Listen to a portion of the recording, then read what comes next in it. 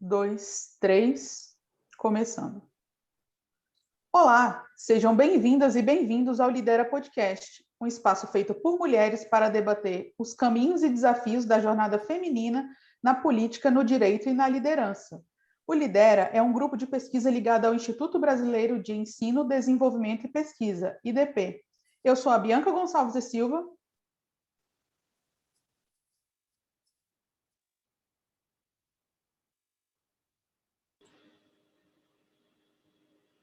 Vamos ter que pausar porque o nome caiu. Parece que ela caiu, né? 1, 2, 3, começando. Olá, sejam bem-vindas e bem-vindos ao Lidera Podcast, um espaço feito por mulheres para debater os caminhos e desafios na jornada feminina, na política, no direito e na liderança. O Lidera é um grupo de pesquisa ligado ao Instituto Brasileiro de Ensino, Desenvolvimento e Pesquisa, IDP. Eu sou Bianca Gonçalves e Silva. E eu sou Noemi Araújo. Uma das motivações do episódio de hoje é tentar compreender como a mulher e a economia se relacionam neste início de século XXI. Isso porque, se de um lado, as últimas décadas apresentaram um importante aumento da inserção da mulher no mercado de trabalho, a partir de melhores níveis educacionais e alcançando posições relevantes e rendimentos elevados, por outro lado, de forma estrutural, a inserção feminina no mercado de trabalho manteve-se limitada e com rendimentos menores do que a do homem e ainda o acúmulo da dupla, tripla jornada de atividades. E, infelizmente, piorando esse cenário, para além das vidas perdidas, a pandemia trouxe um retrocesso de 10 anos na participação das mulheres no mercado de trabalho na América Latina. É o que indica um estudo apresentado pela CEPAL, Comissão Econômica para a América Latina e o Caribe, organismo das Nações Unidas. Criar meninas para que casem e tenham filhos é uma perda econômica enorme para o país. É com essa frase dita pela nossa ilustre convidada de hoje, Paula Tavares, especialista sênior em questões de gênero do Banco Mundial, que pretendemos analisar a importância das mulheres na economia, tentar entender um pouco desse cenário e discutir algumas soluções a longo e curto prazo. Seja muito bem-vinda, Paula. É uma alegria tê-la conosco em nosso podcast. Se apresente para nós, por favor. Muito obrigada e super obrigada pelo convite, participar do podcast de vocês, que tem assim um enfoque excelente. É um prazer poder conversar sobre esse tema tão importante, que é justamente o enfoque do meu trabalho. Já há mais de 10 anos no Banco Mundial, trabalhando com questões de equidade de gênero, de promoção dos direitos das mulheres, promoção da maior inserção da mulher na economia, no mercado de trabalho, o empreendedorismo feminino, tentando entender um pouco como fechar essas lacunas, quais são as medidas, recomendações, políticas de governo, mas também iniciativas do setor privado que podem ajudar a melhorar um pouco essas disparidades, né? Eu sou advogada de formação, brasileira, mas hoje trabalho nos Estados Unidos, aqui na sede do Banco Mundial. Tenho um enfoque tanto na América Latina e no Brasil, especificamente, nessas questões, mas também trabalho muito com a África subsaariana, com os países africanos. Então, realmente, uma abordagem mais global e principalmente nos países em que há maior necessidade e maiores disparidades ainda para as mulheres, entre homens e mulheres, né? Então, é um prazer enorme estar aqui, conversar um pouco sobre a abordagem, o trabalho que eu tenho feito nos últimos anos, que o Banco Mundial tem feito, principalmente, eu acho que dar visibilidade para essas questões, com os estudos, com as análises, com um enfoque grande na questão da legislação e o impacto da legislação no empoderamento econômico das mulheres, e também entendendo quais são os impactos dessa participação das mulheres para as economias, para a sociedade como um todo e para a economia dos países e de uma forma geral, né? Então, essa frase que você citou muito bem, é porque, na nossa análise, nós podemos falar mais sobre isso, há uma avaliação com base nos dados, de fato, de que enfim, uma cultura e uma abordagem de não incentivar a mulher a participar do mercado de trabalho, a ter autonomia econômica e financeira, gera perdas para os países, né? E isso tem sido quantificado por estudos tanto do Banco Mundial quanto outros estudos que têm sido feitos por outras instituições. Então, realmente, o trabalho tem também esse enfoque, mostrando que não é apenas uma questão de fazer o bem, de priorização dos direitos, da equidade, isso por si só já seria e já é importante, mas que também há perdas econômicas para os países. Nossa, Paula, uma trajetória incrível, inspiradora e que já de início muito enriquecedora para o nosso debate, né? E falando sobre o seu trabalho, justamente por tudo que vocês têm construído ao longo do tempo, o relatório Mulheres, Empresas e o Direito, um estudo feito pelo próprio Banco Mundial, indica que o Brasil precisa avançar em 4 das 8 áreas avaliadas para entrar no patamar adequado para as mulheres com relação às decisões econômicas que elas têm de tomar nas diversas etapas da vida profissional. Em uma escala de 0 a 100, a pontuação do Brasil hoje é 85. O que isso significa para nós nesse contexto atual e quais foram os avanços dos últimos anos? Quais os impactos na vida real da mulher brasileira? A pandemia mudou algo nesse cenário? Olha, a primeira avaliação, desde que o relatório começou a ser publicado há mais de 10 anos agora, é que, de forma geral, tem havido progresso.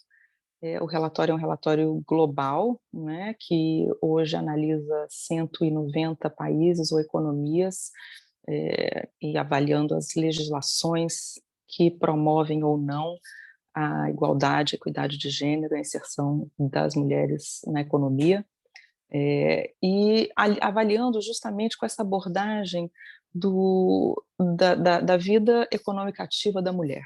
Né? Então, do momento em que a mulher sai de casa para se inserir no mercado de trabalho, na atividade econômica, vendo questões de mobilidade, em que em alguns países ainda existem limitações à capacidade da mulher de decidir ou de ter acesso à mobilidade, enfim, viajar, tirar um passaporte, por exemplo, coisa assim, e aí avançando ao longo do curso de uma carreira profissional ou de uma atividade econômica, com a inserção no mercado de trabalho, a questão da remuneração da mulher e quais são as legislações que, de alguma forma, impactam isso, quais são as questões e leis, principalmente, que afetam a participação da mulher ou a saída, muitas vezes, da mulher da economia com o casamento e a maternidade, quais são as questões que afetam o empreendedorismo das mulheres, o acesso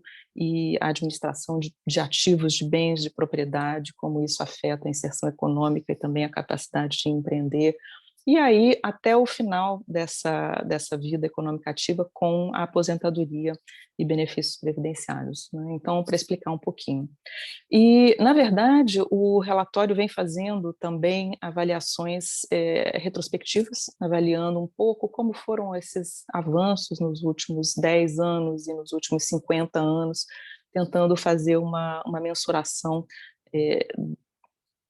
dos países, né, e das regiões, quais avançaram mais, outros menos, e justamente tentando fazer essa avaliação também de como os avanços em certos países, ou o maior avanço, tem um impacto na participação da mulher no mercado de trabalho, no empreendedorismo e esses impactos econômicos nos países.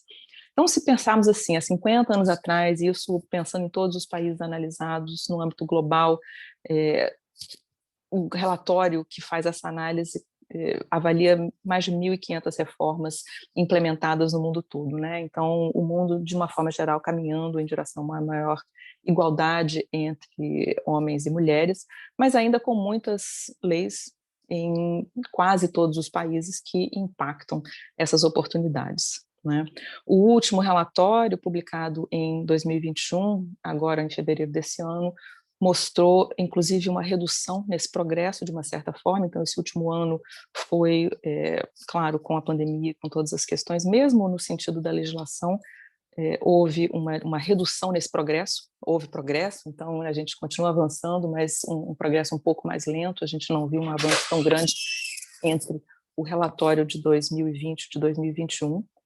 E, antes disso, também avaliando um pouco isso, né? Então, o relatório, o último de 2021, mostrando que 10 países obtêm uma pontuação máxima em todas as áreas avaliadas: Bélgica, Dinamarca, França, Letônia e Suécia, que já no relatório de 2020 tinham alcançado essa nota máxima, e no relatório de 2021, ou seja, nesse período entre um e outro, outros 4 entraram na lista: outros, Canadá, Islândia, Letônia e Portugal.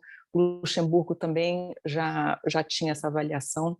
E o Brasil, como você comentou, com uma nota geral de 85, né? Então, nas áreas de mobilidade, ambiente de trabalho, casamento e bens, o Brasil tem nota máxima, isso nas áreas avaliadas pelo relatório, né? Claro que o relatório ele não avalia todos os detalhes da legislação nesses aspectos, mas pega as questões mais importantes ou questões que, de acordo com estudos que já foram feitos e avaliação, seriam elementos prioritários, talvez, para esses quesitos, né? Então, o Brasil aí bem nessas áreas, mas com notas menores e podendo ainda melhorar a legislação nas áreas de remuneração, parentalidade, empreendedorismo e pensão e benefícios sociais. Então, para explicar um pouquinho, na área de remuneração, por exemplo, vários países do mundo começam a adotar uma legislação que determina a igualdade de remuneração por trabalho de igual valor. Esse é um princípio, na verdade, instituído por uma convenção da Organização Internacional do Trabalho, a OIT, que o relatório também avalia, e o Brasil ainda não tem uma legislação nesse sentido, né? Então, essa é uma avaliação que poderia ser melhorada, e aí tem alguns detalhes que entram na questão do valor do trabalho, que não é necessariamente equivalente à função ou à posição, então, algumas questões assim. Na questão da parentalidade, o Brasil não tem uma legislação, tipo de licença pelo nascimento de filhos ou para cuidar dos filhos, que alguns países já começam a adotar, que é uma licença parental, que a ideia da licença e a estrutura dela, diferente da licença maternidade e da licença paternidade, é uma licença que tem o objetivo de promover um maior compartilhamento dessa função de cuidado com os filhos, principalmente com o nascimento do filho. Então, é uma licença que é compartilhada, e vários países no mundo já vêm adotando isso e avançando, inclusive, os sistemas dentro disso para promover e incentivar o pai, né, o homem, no caso, a usufruir dessa licença. A ideia sendo aumentar realmente a participação do pai no cuidado com os filhos, tirando, assim, algumas das desigualdades que estão atribuídas ainda hoje no mundo todo e no Brasil a maternidade, né, e os impactos no mercado de trabalho por conta da maternidade, que são muito maiores para a mulher, né. No empreendedorismo, a legislação que poderia ser melhorada no Brasil, que também outros países vêm adotando, é uma proibição da discriminação com base no gênero no acesso ao crédito. E aqui não é dizer que exista uma discriminação explícita em nenhuma lei, não existe, mas que na prática a gente vê que existem desigualdades no acesso ao crédito, e no Brasil nós vemos isso principalmente em termos, muitas vezes, dos juros que os empréstimos para as mulheres recebem, que são mais altos do que em relação aos homens, muitas vezes a concessão de crédito em volumes mais baixos. Então, algumas desigualdades que ainda entram no acesso ao crédito que limitam o empreendedorismo das mulheres. Então, uma legislação mais no sentido afirmativo, de proibição da discriminação, para que haja a possibilidade de um recurso, inclusive jurídico, no caso de uma desigualdade ou de uma discriminação sofrida pelas mulheres na prática, no acesso a financiamento e crédito. E no quesito de pensão e benefícios sociais, na aposentadoria, o que o relatório avalia é a igualdade ou não na idade de aposentadoria. E no Brasil a gente ainda tem uma diferença de idade na aposentadoria da mulher em relação à aposentadoria do homem.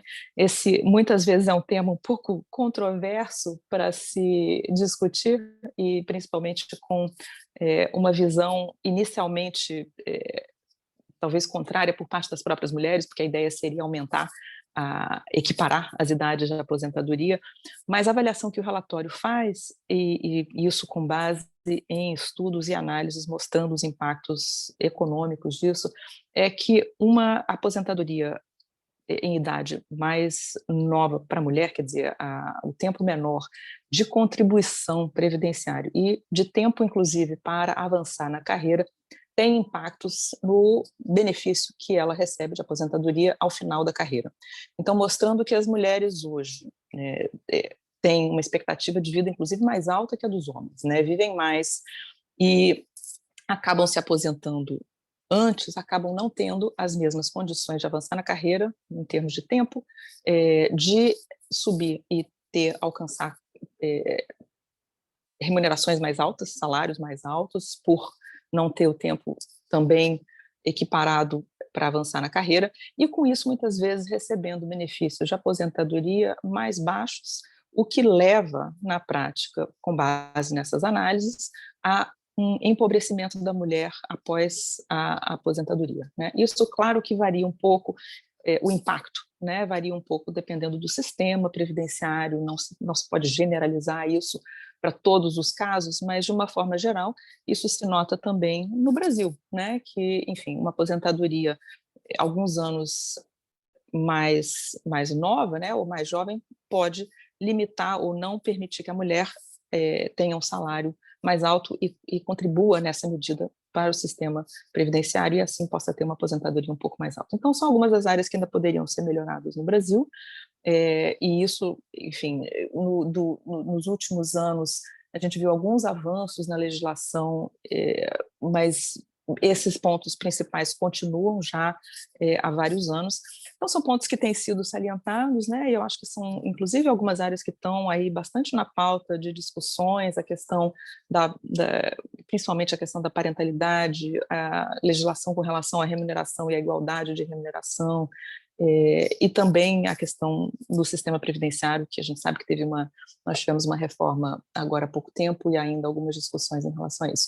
Então, isso para comentar um pouco o que falta, e, por outro lado, quer dizer, historicamente, se nós formos analisar nos últimos 50 anos, que é a análise que o relatório faz retrospectivamente, claro que o Brasil avançou muito, né? Se nós pensarmos a legislação em 1970, o Brasil tinha, na época, a avaliação do relatório, tinha uma pontuação de 33,8, ou seja, as mulheres usufruíam de 1/3 dos direitos legais dos homens nessas áreas avaliadas pelo índice do relatório. Então, muito avanço nesse período, né? E isso a gente vê, claro, com muito trabalho que tem sido feito de grupos de mulheres, de ativismo dos legisladores em todas as áreas, muita visibilidade para essas questões, avanços dos direitos, do reconhecimento dos direitos das mulheres no mundo todo, isso se traduzindo também em progresso na legislação aqui no Brasil,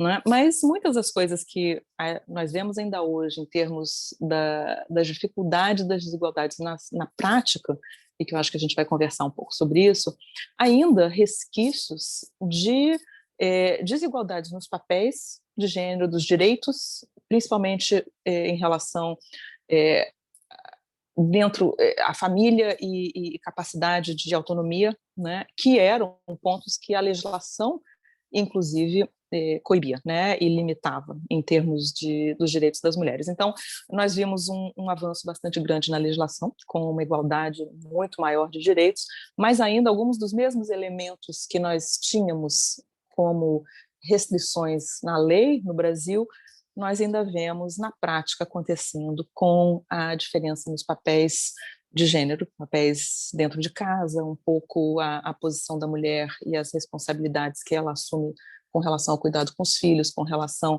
a ter que conciliar muito mais as responsabilidades domésticas com o trabalho, a menor inserção no mercado de trabalho, a menor remuneração em relação ao homem.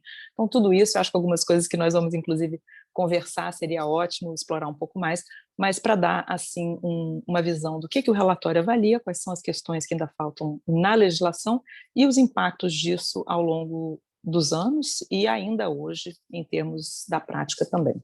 Era isso. Paula, a gente vê a importância na sua fala de se analisar os dados, né? Como é importante a gente olhar no retrovisor para poder construir políticas públicas que de fato sejam efetivas, né? E pegando o gancho da sua fala, Em abril deste ano, o Congresso Nacional aprovou um projeto de lei que que aplica a multa a empresas que têm salários diferentes para mulheres e homens em cargos similares. Mas, de acordo com o presidente Jair Bolsonaro, em uma live no dia 22 de abril, isso teria um impacto negativo para as empresas, o que poderia, inclusive, reduzir, na visão dele, ainda mais o número de mulheres contratadas. Além disso, ele afirmou, sem apresentar dados, que também existem mulheres que ganham mais que homens em cargos semelhantes, o que nós sabemos que não é, que há estudos que indicam o contrário, Então, além disso, há ainda a questão do trabalho doméstico não remunerado, que a pandemia escancarou ainda mais. Dentro dos próprios lares, as mulheres dedicam, em média, 10,4 horas a mais por semana do que os homens, segundo dados de pesquisas. E como brilhantemente sintetizou a Silvia Federici, o que eles chamam de amor, nós chamamos de trabalho não pago. Como você, enquanto especialista sênior em questões de gênero, enxerga políticas públicas afirmativas como essa para a sociedade como um todo? Olha, assim, resposta curta é importantíssimas. Essas políticas públicas afirmativas, a nossa avaliação e análise dos impactos de políticas afirmativas em outros países, de uma maneira geral, é positiva, é recomendada. Quando se fala, por exemplo, na questão da remuneração e na igualdade da remuneração, como eu mencionei, é uma legislação que tem sido aplicada no mundo, é uma recomendação da Organização Internacional do Trabalho de garantir essa igualdade na remuneração pelo valor do trabalho, inclusive, que é um avanço que o Brasil ainda teria que fazer, e mesmo essa legislação proposta agora que, enfim, traria sanções para a discriminação, como outros países já implementaram também esse tipo de medida, seria talvez uma forma de uma aplicação mais contundente da lei, porque hoje já existe no Brasil uma legislação que de alguma forma, garante a igualdade de salários com funções iguais, então uma legislação que já tem uma garantia parcial nesse sentido, mas realmente é uma questão mais ampla, porque é quando nós consideramos, por exemplo, que as mulheres hoje no Brasil têm, na verdade, inclusive, conquistaram muito em termos de avanço em nível educacional. Hoje tem, na média, taxas mais altas de ensino superior do que os homens, e mesmo assim, na média, recebem menos do que os homens, Quer dizer, uma média global aí, a diferença é de mais ou menos 20%, mas quando você analisa com algumas abordagens específicas e principalmente quando se avalia a remuneração com cargos, inclusive mais técnicos, que exigem maior grau de educação, de nível educacional, essas disparidades são ainda maiores, a gente vê que ainda há muito trabalho a ser feito, e as legislações afirmativas, essas políticas afirmativas, elas vêm para tentar justamente fechar esse gargalo que, se não houver uma medida mais específica para criar essas mudanças, a gente tem visto progresso, mas o progresso tem sido muito lento. Então, a gente tem aí o relatório global de desigualdade de gênero do Fórum Econômico Mundial, que faz essa avaliação todos os anos, mostrando quantos anos ainda precisaríamos para fechar essas lacunas, e avaliações, inclusive, na questão da inserção econômica da mulher, do empoderamento econômico da mulher. Então, essas medidas afirmativas entram justamente para mudar um quadro, um status quo, que vem historicamente e que a gente não tem visto que ele muda sozinho, Quer dizer, é preciso realmente ter esse tipo de inserção. Você falou também muito bem da questão do trabalho não remunerado, e isso é uma das questões que, na minha avaliação, isso junto com a questão da maternidade, e os dois elementos estão muito vinculados, é uma das questões mais, talvez, básicas e com desdobramentos mais amplos em relação a todos esses impactos e desigualdades que nós vemos no mercado de trabalho, né? Isso vem, como eu comentei, dos papéis, né, de gênero, históricos, inclusive, culturais, tradicionais, de um patriarcado em que a mulher cuidava da casa, dos filhos, o homem saía para trabalhar. Isso vem mudando, né, já há vários anos, claro, e a mulher se inserindo muito mais no mercado de trabalho, mas se inserindo sem que mude, sem que tenha mudado necessariamente essa dinâmica no âmbito da família. Então, a mulher, ela agora trabalha, talvez na mesma medida que os homens, e em alguns casos até mais. A gente pode falar sobre isso, mas mulheres aí, chefes de família, cada vez em maior proporção, assumindo a economia da família, trabalhando e sustentando a elas mesmas, às famílias, aos filhos, mas tendo que acumular as funções dentro de casa, que é um trabalho não remunerado, mas que toma tempo. Então, a gente chama um pouco de pobreza de tempo das mulheres, que tem um impacto no mercado de trabalho, tem impacto no tempo que elas têm, a disponibilidade que elas têm para se dedicar ao trabalho produtivo, seja quando se fala do empreendedorismo feminino, seja quando se fala em termos de progressão na carreira no mercado de trabalho como funcionária, como trabalhadora, né? Então, isso tem impactos muito grandes, né? E é uma dinâmica que vem do âmbito familiar, mas tem impactos na questão e na inserção econômica da mulher, né? E isso tem muito a ver também com a questão da maternidade. Nós vimos aí na pandemia, e as análises que fazem esse recorte, a gente vê em termos dos impactos da pandemia no trabalho das mulheres, né? E a perda de empregos, por um lado, e a reinserção no mercado de trabalho, agora que alguns setores começam a retomar um crescimento. E quando se faz esse recorte, o impacto foi muito maior para mulheres com filhos, né? Para mães.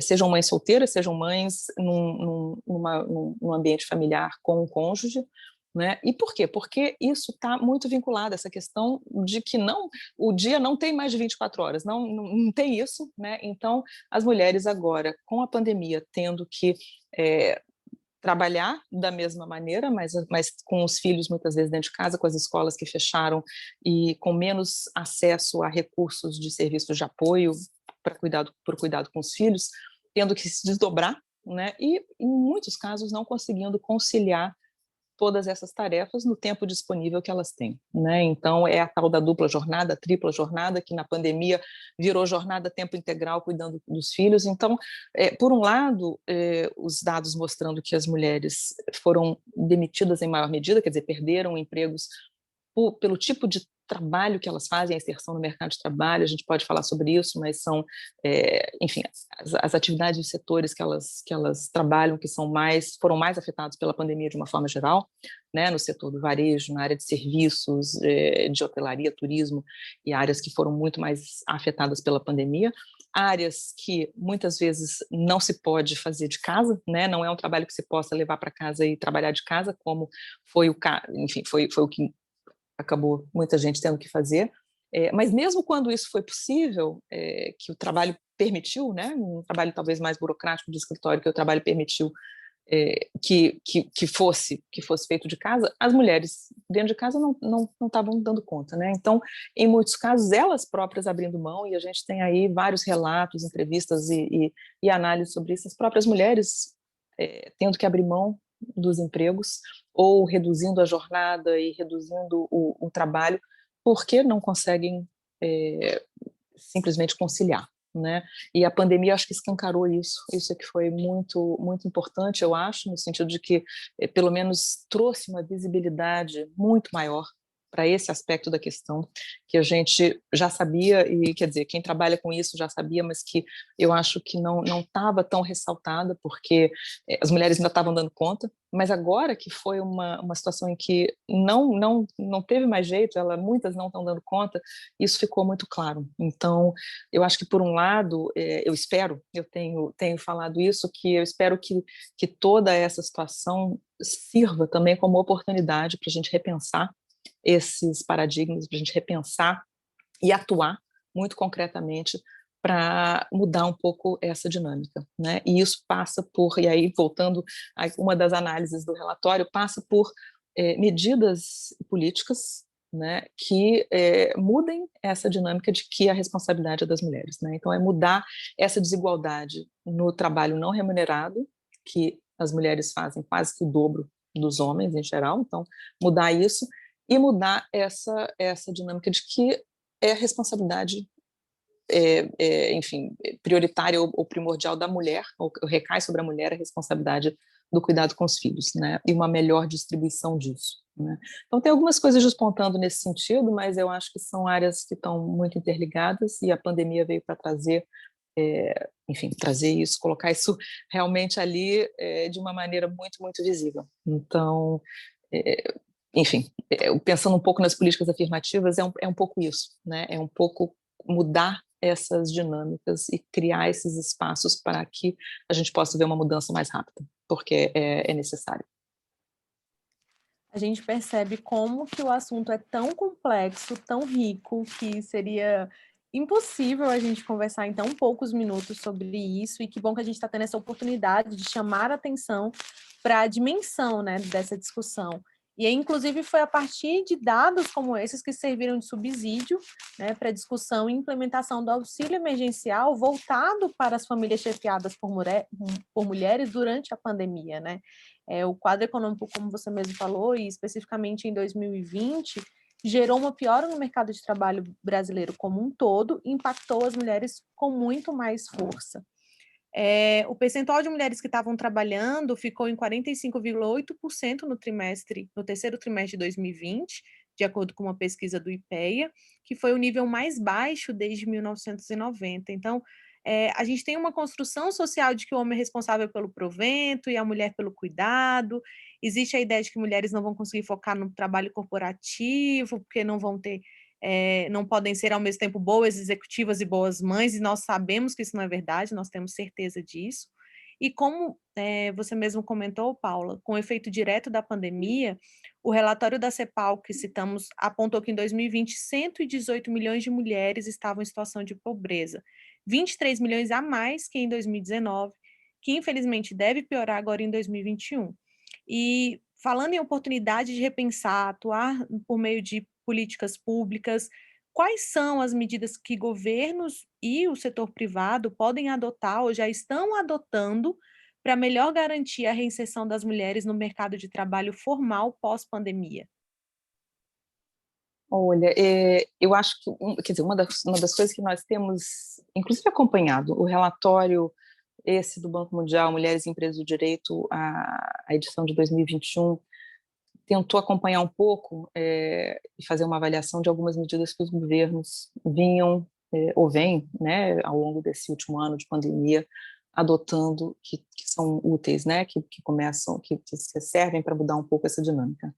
E uma das áreas que foi avaliada e que se viu muita atuação dos governos no mundo todo foi justamente a questão da licença para cuidar de crianças, né? Quer dizer, essa licença que aí está associado mais com políticas de cuidados infantis, políticas de creches muitas vezes, mas também licenças remuneradas para as mulheres, ou melhor, enfim, na melhor das hipóteses, para um dos pais ou ambos os pais, porque a ideia não é necessariamente dizer que as mulheres é que devam tirar esse tipo de licença, mas, enfim, na prática, podendo dar apoio para as mulheres que precisam fazer isso, né? Então, vários países, a gente viu quase 40 países que no mundo todo introduziram políticas específicas de licença ou benefícios para ajudar os pais a cuidarem dos filhos durante esse período. Então, isso variou de políticas específicas de apoio financeiro para que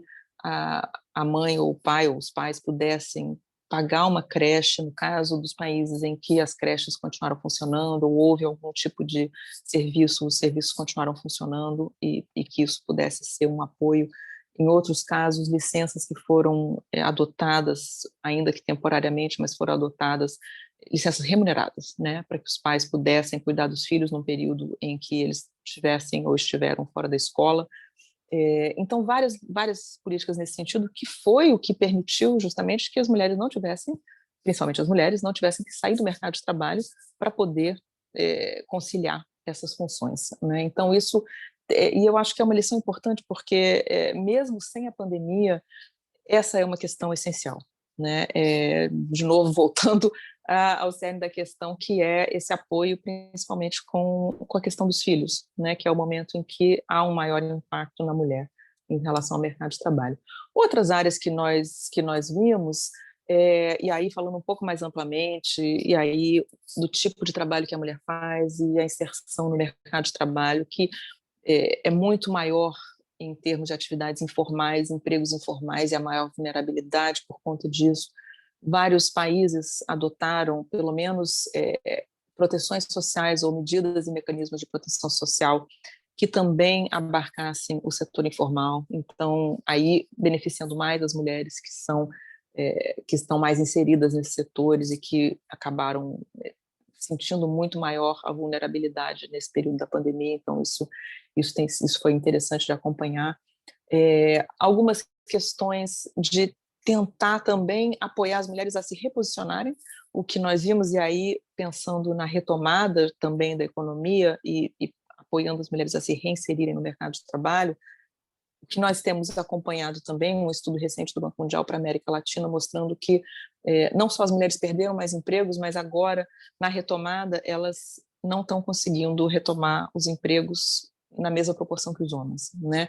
E, por um lado, a questão está associada, claro, com a falta de tempo, associada novamente aos afazeres domésticos, mas, por outro lado, tem a ver com os setores em que as mulheres trabalham, que não são os setores que estão ainda retomando mais rapidamente. Então, políticas e programas, né, de apoio às mulheres para que elas possam se inserir em áreas de mercado de maior crescimento, principalmente áreas de crescimento que estão despontando com a pandemia, nas áreas de tecnologia ou de uso da tecnologia, isso agora veio para ficar, né? Então, políticas nesse sentido a gente tem visto e tem sido muito, muito úteis. E algumas áreas também pensando na flexibilidade na hora de trabalho, eu acho que muitas, e aí pensando tanto no setor privado quanto políticas de governos, né? Acho que aproveitando o aprendizado dessa pandemia que trouxe necessariamente essa flexibilidade da presença física no mercado de trabalho e muitas vezes a flexibilidade de horários, implementando isso de maneira mais permanente, né? Para que possa beneficiar realmente, principalmente as mulheres, que acabam tendo que lidar com essas questões dentro de casa, quer dizer, tendo que conciliar as responsabilidades. Então tem isso, eu acho que são alguns pontos principais que nós temos visto, uma questão que nós não tocamos muito, mas que houve muito impacto, um aumento muito, muito significativo na pandemia, e também uma área em que os governos têm atuado muito é a questão do combate à violência contra a mulher, né, a violência doméstica. A gente poderia falar muito sobre isso, não sei se temos tempo, mas políticas nesse sentido, né, então de maior apoio, de maiores serviços, de maior proteção, adaptando os serviços para dar apoio às mulheres em situações agora que a gente vê de restrições, ou, enfim, num período em que havia mais restrições de mobilidade, então tudo isso, né, algumas políticas em diferentes áreas. Pessoal, infelizmente estamos chegando ao fim. Inclusive, Paula, pegando o gancho, nosso episódio anterior a esse, né, que nós estamos gravando hoje, é exatamente sobre a violência doméstica, né, que é um tema que na pandemia ficou muito em voga, né, porque, enfim, as pessoas estão presas, os agressores junto com as vítimas, né, e é muito difícil a gente trabalhar nesse cenário, né, porque todo mundo teve que ficar em casa junto. Mas, enfim, infelizmente estamos chegando ao fim. Mas, para encerrar essa conversa, nós gostaríamos que você comentasse um pouco sobre a dificuldade das mulheres de assumirem e se manterem em cargos de liderança. Como você lida com essas questões de violência política, assédio, desestímulo? Qual a dica que você daria para as mulheres que estão nos ouvindo agora? Olha, e aí pegando um pouco a questão da violência também, né? Nós fizemos uma avaliação também mostrando enfim, os impactos da pandemia, o aumento da violência doméstica, mas também as medidas que foram adotadas, né? Eu acho que uma das questões que nós vimos é realmente o aumento de serviços, de recursos disponíveis. De uma forma geral, historicamente, a participação das mulheres em espaços de poder, em liderança, tem sido uma barreira, talvez, enfim, um trabalho que tem sido muito, muito importante. A gente ainda não vê as mulheres conseguindo chegar ao topo na mesma medida dos homens, na representação política, na representação no mercado privado, né, no setor privado, nas empresas. Então, muitas iniciativas também nesse sentido de garantir algumas das mesmas medidas que valem para a participação da mulher no mercado de trabalho de uma forma geral, são as mesmas que garantem que as mulheres cheguem ao topo. Quando se fala da questão da violência, e a violência política com algumas nuances bastante particulares, que não necessariamente, enfim, os recursos existentes nem sempre atuam na mesma medida ou conseguem dar o mesmo apoio, então é entender quais são as nuances da violência política que coíbem que as mulheres possam participar na mesma medida, né? Eu acho que, por exemplo, a gente falou de políticas afirmativas e políticas de cotas para as mulheres na política e sistemas que garantam que essas cotas que existem no Brasil, por exemplo, que hoje são cotas de candidatos, né, que possam se traduzir realmente em efetividade de representação na política. Então, tem alguns sistemas de você intercalar na lista de candidatos, de você realmente garantir ou assentos reservados, garantir realmente apoio para as mulheres candidatas, apoio financeiro, como houve e há no Brasil, né, uma dedicação de recursos partidários. Então, tem algumas medidas nesse sentido, que eu diria para as mulheres enfim, não se calar, né, enfim, de alguma forma buscar esses recursos que cada vez mais existem. O que eu tenho visto muito nessa pandemia, principalmente, muita sororidade entre mulheres, muitos grupos, organizações de mulheres despontando, muitas iniciativas para dar apoio para as mulheres. Eu acho que isso tem sido também um desdobramento, talvez mais do que impacto, um desdobramento positivo dessa crise, dessa pandemia. Então, aproveitar esses apoios, porque eu acho que é um pouco isso, né? A gente se apoiando e ganhando mais força de uma forma individual, quer dizer, levantando a voz, não escalando, mas principalmente com o apoio de outras, se juntando para garantir que essa visibilidade que se apresentou na pandemia possa se traduzir em mudanças efetivas. Eu acho que talvez o que eu diria para deixar aí para todas as mulheres.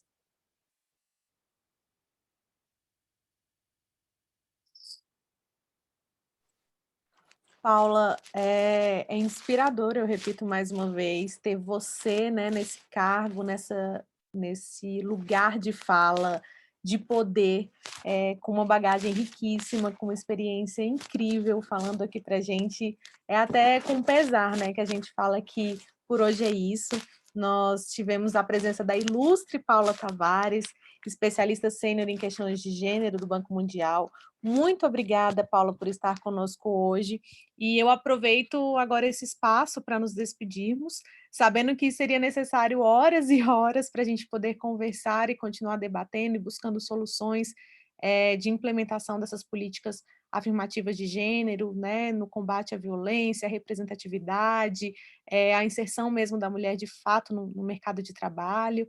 Enfim, eu gostaria que você deixasse uma palavra final e um incentivo para as nossas ouvintes. Eu diria, primeiro, talvez, entendam, busquem saber dos seus direitos. Tem muitos, eu acho que o conhecimento e o reconhecimento dos direitos é um primeiro passo. Depois exerçam seus direitos, né? Tem espaço para isso. Não se calem, se coloquem, se apresentem e façam valer realmente, enfim, todo esse esforço e esse trabalho que está por trás do apoio às mulheres no Brasil e a maior igualdade. É a esperança que eu tenho e é um trabalho que tem que ser feito por todas nós. Então, que cada um faça a sua parte, se coloque e trabalhe por isso também. Muito obrigada, Paula. Foi uma honra tê-la conosco hoje. Queridas e queridos ouvintes, muito obrigada pela audiência. Nos acompanhe no Instagram, @Lidera Observatório Eleitoral, e nos aplicativos de podcast.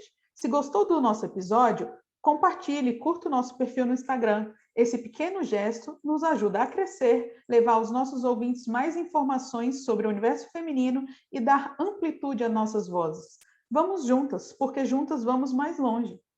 Você ouviu o Lidera Podcast. Apresentação e coordenação do episódio, Bianca Gonçalves e Silva e Noemi Araújo.